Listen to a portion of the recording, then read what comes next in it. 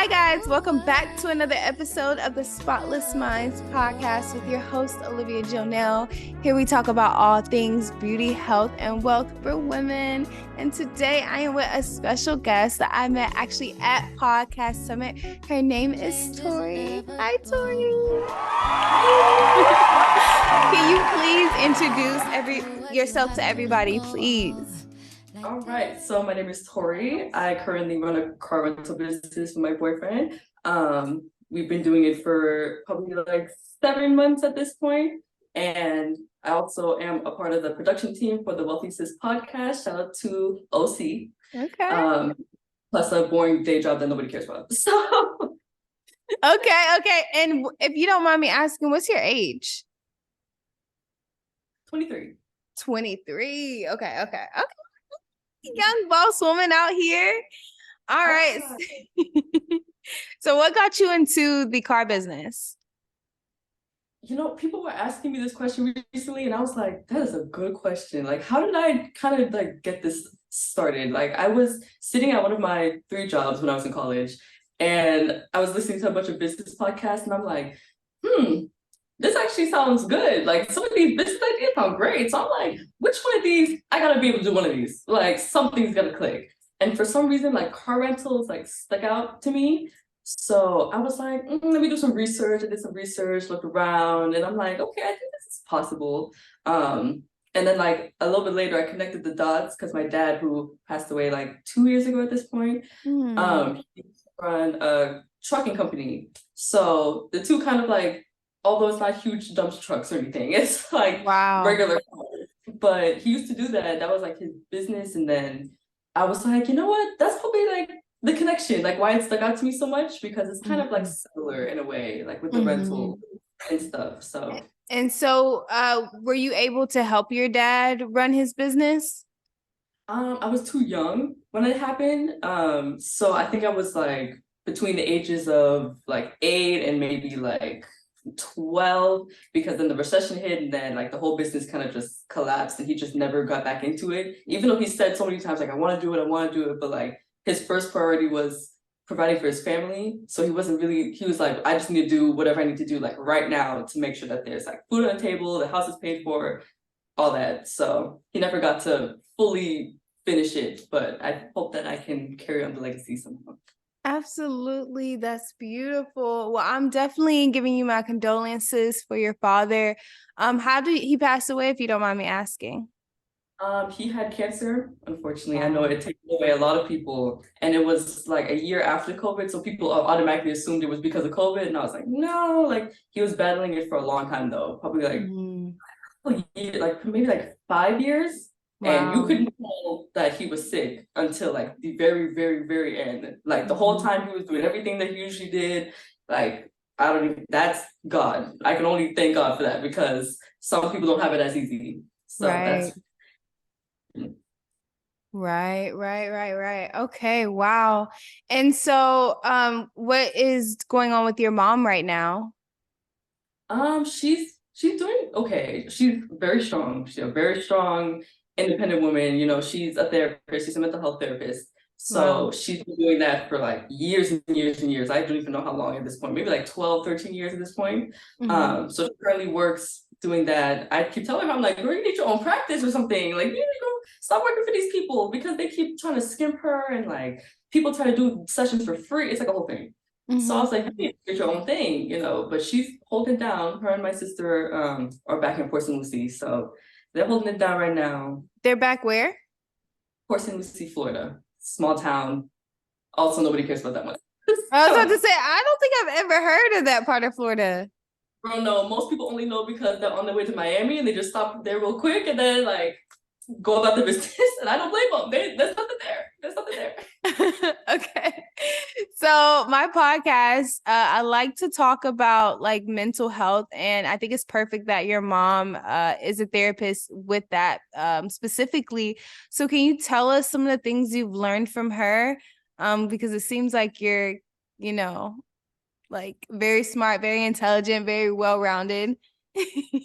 Try.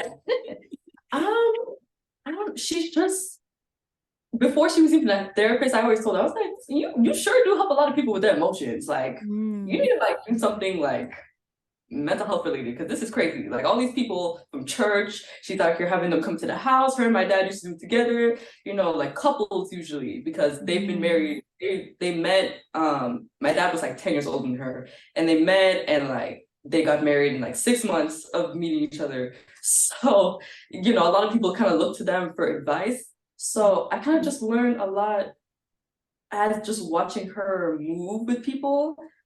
Just like self-care is very important. Very Mm. important. Don't let these people run you ragged. Like you'll do everything for everybody else, but like they might not reciprocate that same energy. That's very draining. Like, and I've experienced that a couple times. Even to this day, I'm still experiencing people not reciprocating like the same energy. So Mm-hmm. that's and even not mental health related, but relationship wise, like I just learned like so much from them. Communication is key. And I know everyone says that, but it really is like, keeping up communication, open, everything is just on the table. Don't hide anything, no secrets, just everyone's an open book. And then I've taken those same steps and everything seems to be going good so far. So it's been a year and a couple months. So I So take your advice. you said that your parents got married in 6 months. Yeah. What is your stance on marriage? I am a firm believer in marriage. I will be married. Like, Okay. I don't know when. Hopefully within the next 2 years, maybe. Okay. Okay. Um, Fingers crossed. Um, so it's a very important thing for me. Like I don't think I would ever be one of those people who like, oh no, I don't want to get married. I don't care. Or, like I'll just live in this relationship, and just be fine where it is. I don't think I'll ever be one of those people. Okay. Like there's so much that comes with when you're actually married to somebody. Like that connection is just like sealed, and like it's not even about the celebration itself. Because honestly, like the older I get, I'm kind of like, okay, maybe I don't need like such a huge wedding. Like I don't need something like crazy. Like I could just do like a courthouse thing and then have a party after or something. Like Mm, it's expensive. We're in a recession. Like yes. we Yeah. cannot afford it. Yes. Well, I was asking because you said your parents got married in 6 months. Do you feel like there's pressure? I mean, you're young, so I don't know if you're like, I'm kind of waiting to like 25. What's your thoughts on like your expectations for your boyfriend as far as marriage? It's funny because we just had this talk with my mother. Mm. She not playing with him. It came out of nowhere too. We were just sitting at the table and she was like, I don't know how it came up, but she was just grilling him like, okay, listen, like you're not about to be out here with my daughter for 10 years and not marry her. Like that's not how this works. And he already knew that, but she was just making sure that he remembered. So I mean, there's not really a set expectation. I mean, I personally would just like to be married, but like I feel like 26, 27 is like a sweet spot. Mm. I'm not rushing anything though. I want him to take his time. I don't want him to feel forced to marry me or anything. Right. I don't want him to feel forced to marry him. Like you said, we're still young. He's 23 as well. So it's like we're just Mm. trying to figure out life in general Right. and then we do it together and like, hopefully, it's not 10 years, but like hopefully it turns out the way that we expect it to. So Absolutely. And babies? Do you want any? All right, guys. So I'm sponsoring my own podcast today. On this channel, we talk about all things health, wealth, beauty. And so, what better way to protect everything that you've been working hard towards? The healthy eating, the working out, building your wealth, building your beauty, if you're not at least going to protect it financially. Back in the day, the men were the breadwinners. So when we passed away, there really wasn't much if we weren't married to really be passing down. Now we are bosses. Hello. CEOs. We are actually head of households these days. And so I just want to come and remind you that there's no better time to get your life insurance than who you are today, because your health, your age, all of those things affect your prices. So if you plan on having kids in the future, if you have kids in the present, if you're protecting your family and you were to pass away today, is everything that you've been building, your legacy, protected? Next question. If not, what better way other than working with me and getting your family some life insurance. I'm the best at what I do. #1 life insurance agent. So definitely let me know. I am a broker, so I work with the top A-rated companies. So I can for sure get you the best deal in the market with the best companies, fastest payouts. Girl, I got you. Just know I got you. All right. Please. I be kind of scared. I don't know. TikTok videos, like they be talking about all that list is long. So like all the reasons why not to have children. I'm like, these are very good reasons. Yeah. It's a lot. I'm just Yes, I'm still debating if I even want any. I'm like, they're cute, but it's a lot of responsibility. It is. Like a whole human. Ooh. Like, good Lord. Ooh. So going back to your mom and stressing the importance of self-care, what is your self-care routine right now? I recently, and by recently, like maybe like a month ago, which is bad. I started doing like a morning routine. So like I wake up in the morning, do the regular things. I got me a towel warmer. If anybody can buy them a towel warmer, please do so because that's life changing. I was like, oh my God, this is fantastic. I just feel so bougie and fun. Like, this is great. So I do my little, shower with the towel, with the warm towel, and then my little skincare and stuff, and then I listen to little podcasts, like usually like 5-10 minute clips, social proof, shout out social proof podcast. Shout out to the social proof podcast. I listen to tidbits and stuff while I'm getting ready because it's just kind of like inspirational type stuff. So I do that in the morning, and then once a week I try to go to the sauna. So, because there's a sauna like place like right by my job, and it's like individual sauna like suites. So like you got your own room, you got a little TV in there, you get a little like a cold towel to put on your face when you're done. Like it's Ooh, I love that. I love that. Ooh, okay. One, so you should check it out. I definitely will. And you said you had one sister? I have one full sister and then a couple extra bonus siblings. So, I think like 4 bonus siblings. Yeah. Oh wow. From your father? Yeah. Wow. He was running the road. He was what? He was running the road, girl. Like he was outside. Was this before he met your mom? Before, yeah. All of this was before. Yeah. Wow. Okay. I ain't mad at it then. I ain't mad at it. How are you with your siblings? One sibling I'm close. Well, 2 siblings I'm close to. The other ones not too close because they're like way older than us. They're like 30, like mid to late 30s. The other 3 siblings, and then we have a brother who's like 1 year older than me. So it was like right before my mom type stuff. So we're kind of close to him, but like it's really me and my full sister because we live together and stuff. So we have like a tighter relationship than the rest of them. So, and one of them is in Jamaica too, so it's kind of like hard to communicate. The other one's in like New York, the brother's in the military. It's like a whole thing. Everyone's all over the place. Right. That's how today is though. Like everyone has like this free range to kind of just be anywhere. And it's nice, but it's also like, I think it's harder on like family structure. It is. Yeah. It is. What does Go ahead. Go ahead. I was gonna say, especially since like they're not our full siblings. So it's like my dad passed away, so it's just my mom now. So it's like she didn't really have like too much of a connection with them because their parents are kind of wild, I'm not gonna lie. Like their moms are kind of crazy. So the relationship just isn't there with them. So it's not like she's like seeking out to bring them in, and like they're not seeking us out either. So it's kind of like just off in the distance. What's your idea of family these days? Like what does family mean to you?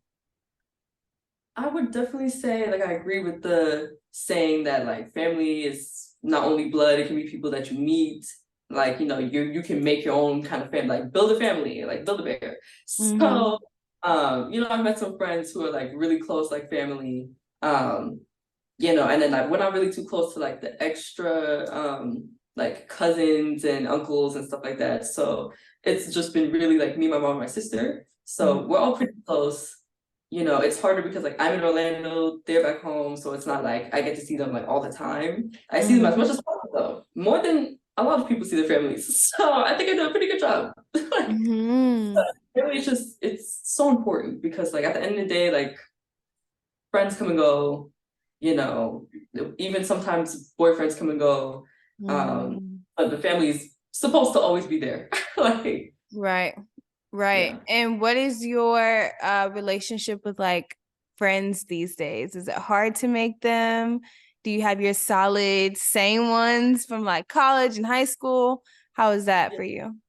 I have a little mix. I have some friends from like two of my friends are actually here from back home. And I've known one since like fourth grade. I've known the other one since like sixth grade. So like those two, like we keep like relatively consistent communication as we can, Mm-hmm. and then, like I have like a group of girlfriends that I met in college. And we're all like the same age and everything. So we're all like pretty tight, but it's hard to meet other people like once you're out of college. Mm-hmm. I have been networking a lot though, because like now I'm stepping into this like entrepreneurial type of state. So Mm-hmm. I'm trying to like network more and like get out there and just meet other people who are like in the same space, because then Mm-hmm. they understand like more of the things that you're like going through, more of the things like maybe they have like they can help, we can help each other out.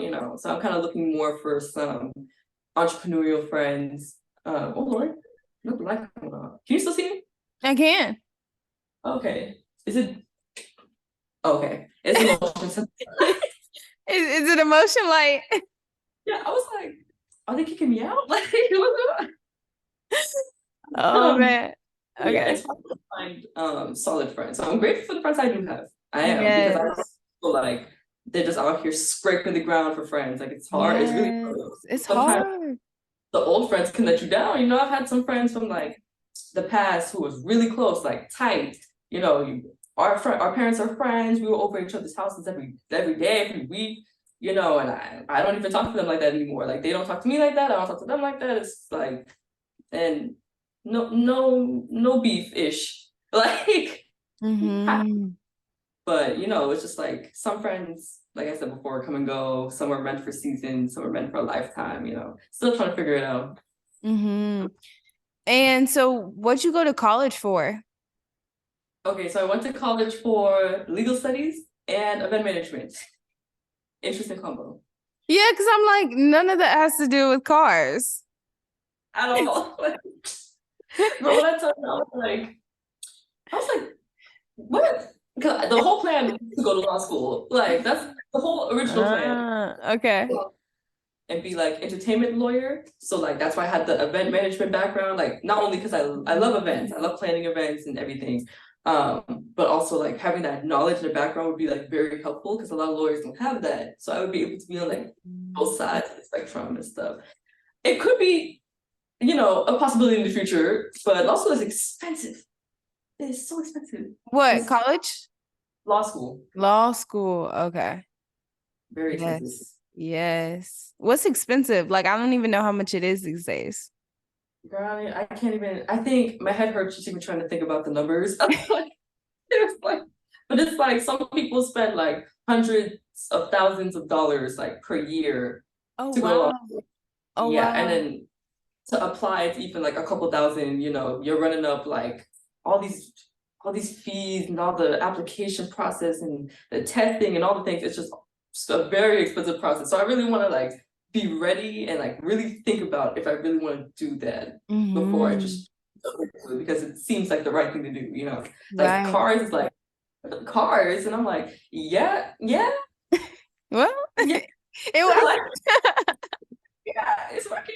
So And so what made that shift for you from going from lawyering, from wanting to be a lawyer to um getting into entrepreneurship? Like what was the shift? I feel like my boyfriend had a lot to do with it, kind of, because I really was not thinking about entrepreneurship. I was always like, that just seems crazy to me. Like, that just seems so hard. Like being a lawyer is hard too, but like an entrepreneur, like assuming that you scale to a point where you get like employees and stuff, that's like you have people depending on you, like to feed their families and everything. Like that's just a lot of pressure. And so I was just kind of like, I'd rather just work for somebody else, let them handle all the back end, and I just go to work, and I can just go home and forget about work. But he came in the picture and he was always like, entrepreneurship, entrepreneurship. I want to work for myself. I don't want to work for nobody. Like, I want to do my own thing. And I'm like, you sound kind of crazy, but okay. I like it. I like it. I told him about the cars, and he was very supportive from the beginning. He was always like, whatever you feel like you want to do, like, just do it. Don't even think about it. Just, and I'm like, you know what? I'm gonna just do it. So. And what was that process of getting your first car? It was okay. It's bad because like the other car rental like gurus and stuff are gonna be like, girl, why'd you do it like this? And I'm like, I know. The process, okay, so I'll tell you what I did, and I'm gonna tell you what you're supposed to do. Okay. So what I did was I was kind of like, okay, if I don't do it now, I'm never gonna do it. Like, cause I'm very much a person that like if I say I'm gonna do something, I just have to do it like ASAP, like no breaks. So of course I did my research and stuff, but I didn't want to wait too long because then it's just gonna get stale and then I'm just gonna fall back into old habits and whatnot. So after Thanksgiving, I had already set up the LLC, and got all those documents put together, the bank account, all that. So I went to the dealership and I was supposed to just look. I was supposed to just go there, look around, and then make a decision later. But the guy who sold me like my first car, like my family uses him and stuff. So he was kind of like, what is this whole thing that you're trying to do? And I'm like, I explained to him the process, and he's like, well, I got these cars out here, they look kind of nice, you could trade in your old one, you could get a new one for you, you could get one for like the business. And I'm like, sure, that sounds kind of like good, but I don't know. But let me see these cars first. And I saw them. And he gave me all these options. There was like a sportier car, there was like SUV, there was a regular like compact car or whatever. And I was like, these look good. And they're all 2023 cars. And I was like, I don't know if I want a brand new car. I don't know if I want an SUV. Like I'm sitting here, like I kind of just was expecting just get one car, like keep my car and get one car. Right. Not today, but eventually. And I did it the wrong way. So I let them run my credit 5,000 times and get and the they loan. will do that. And they will do that. Every time.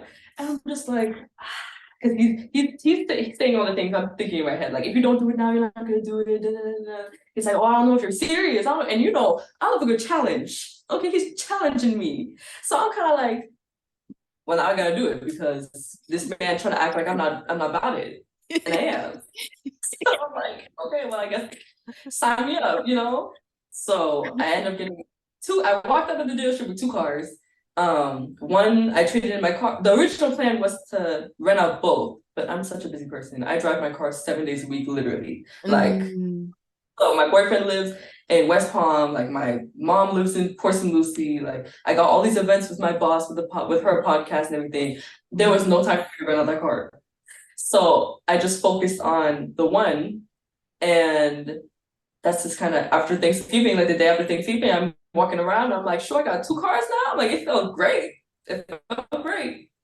And it's honestly not bad. Like, I would never recommend that to anybody. Never go to a dealership and get the car that way. Like, go to the bank. The way you're supposed to do it is go to the bank, get approved for a loan or a credit union, and then walk in there with the check. So you have more control, more power. If you walk in there with a check and you have your numbers in your head and you tell them less than what that check is, so that way you have enough extra money for like a down payment, you have extra money for like the extra fees and the titles and all the things.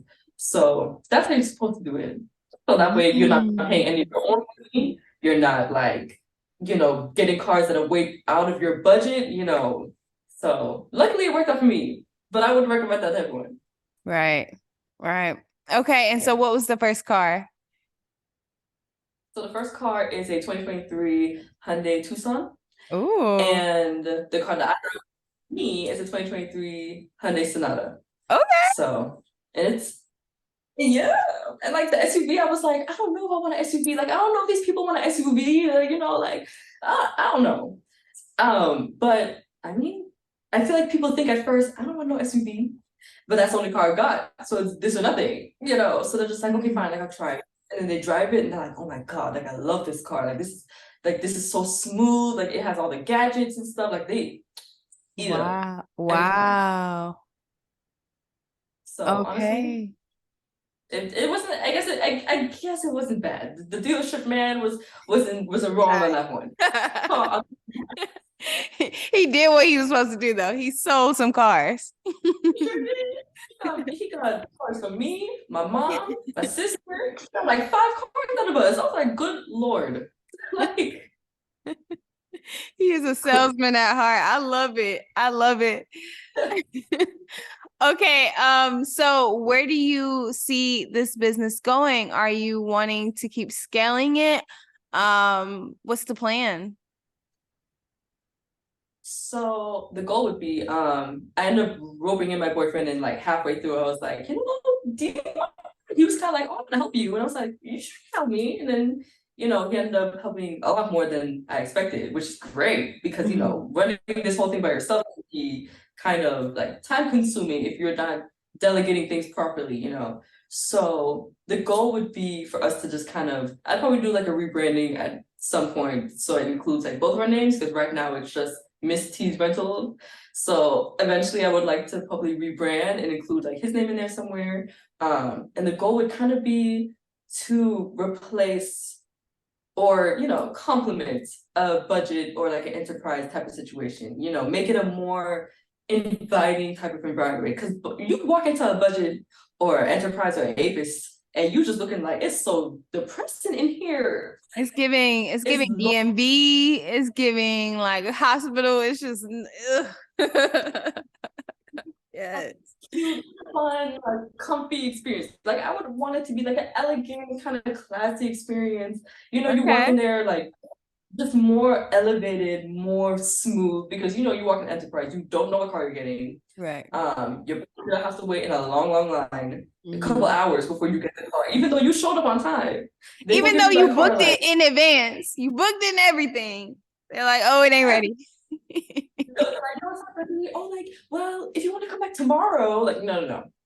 I want to eliminate all of that and I then love just that. have a seamless process and more like classy experience, just more inviting, more welcoming, um, type of thing. So I would like to probably have cars like in multiple states, potentially internationally, because I have some little hookups that I could use in the Oh, future, and kind of combine them with Airbnb hosts in like yes. international places. Yes. So kind of just wrap it all around. So Yes. I see the vision. I love it. yes, I see it. I see it. And girl, every time I need a car, you're the first person I'm coming to. For sure. please, like people, like friends, whatever, you know, I however you will. do the scale. We keep working. So So I love that you're so young and ambitious. I would like for you to end this conversation with whatever you would want to say to young Black women around our age. I'm 27. So, young middle 20s. Just like some inspiration, some advice, whatever you have on your heart to share. okay, well, I'm gonna say first of all, don't let nobody tell you that you can't do it because you absolutely can. There's not a lot of Black women in this space. Like I've come to realize, it's a lot of men. There's a lot of Black men, but not a lot of Black women. So Mm. just because there's a lot of men in a particular space, don't let that like intimidate you because I know it can be kind of scary. It was a little scary for me at first. I was like, do I belong here? Like kind of like imposter syndrome. Mm-hmm. Just like, it's like, should I be doing this? Maybe I should do something more feminine, like I don't know, something else. Like do what your heart desires, regardless of the obstacles. Also, if we learn anything at the podcast summit, it was to just do it. Just jump in Period. and do it. Like And everything stay doesn't have to be perfect. consistent. And Consistent. stay, Yeah. yes.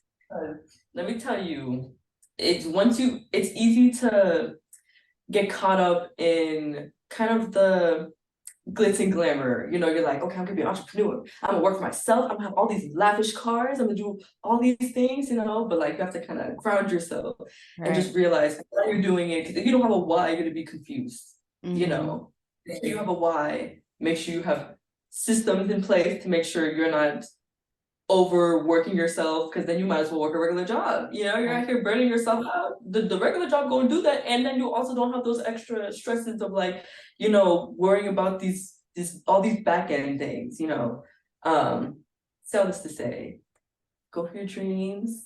You know, corny but true. Like Mm-hmm. follow your dreams. Just do it. Everything doesn't have to be perfect. You know, it's never gonna be perfect timing for literally anything in life. Nothing. You know, so that's what I tell Mm-hmm. them. I love that. And I said that was the last question, but I never asked you what got you to the podcast summit. Like, what was it? So originally I was gonna go because like my boss, one of my bosses, I guess, for the Wealthy Sis network, she has like a network of different like shows and things like that. So I was gonna go and like get all the information for her and like bring it back and give it to her. But in the back of my head, like I kind of wanted to go for myself, like Mm. selfishly. Like I was like, I want to go for myself because like I've always wanted to do a podcast. I've always been like, guys, we need to do it. We have so many crazy stories. Like we need a podcast. Like the girls would eat it up. We need to do it. And Mm. everyone's like, oh, I want to do it. Like I'm nervous, this and that and the other. And I'm like, you know what? Maybe I should just do it myself.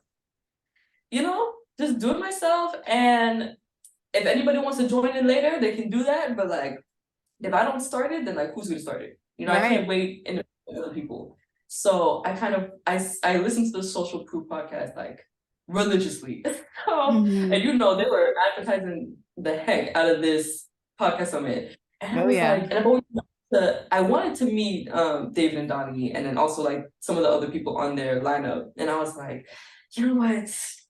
Let me just bite the bullet and go. Like, there goes the money again.